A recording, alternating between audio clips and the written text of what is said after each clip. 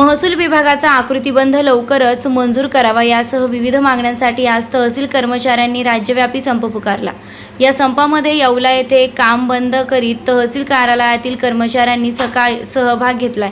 यामुळे एवढा तहसील कार्यालय शुकशुकाट दिसत आहे, तर कागदपत्रांसाठी नागरिकांचे हाल होत आहेत। नागरिकांना विनाकारण हेलपाटे मारावे लागत असल्यानं लवकरच या कर्मचाऱ्यांबाबत निर्णय व्हावा अशी मागणी नागरिक करत आहेत। मी आता तहसील कार्यालयात आलो होतो। माझे सरकारी काम होते, माझे नोंदीचं काम होतं। त्या कामासाठी आलेलं असताना इथं बघितलं तर कुठल्याच ऑफिसला कुठल्याच टेबलला कोणीच माणूस नाही आहे, कारण त्यांचं पूर्ण तहसील कार्यालय कर्मचाऱ्यांचा राज्यव्यापी संप चालू आहे। आणि हा संप चालू असल्यामुळे माझ्यासारखेच अनेक लोकांची कामं रखडून गेले।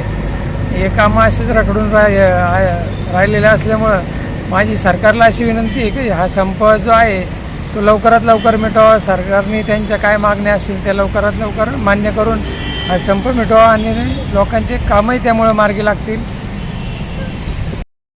मी येवला तहसीलदार आहे, ते आलो होतो माझ्या सरकारी कामासाठी, तर तिथं सगळं संप चालू आहे।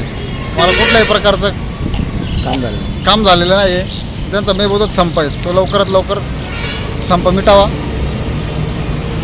येवला शहरातील कैलासवासी नारायणराव पवार नागरी सहकारी पतसंस्था घेऊन आली आहे सोने तारणावर त्वरित कर्ज सुविधा, आकर्षक व्याजदरावर।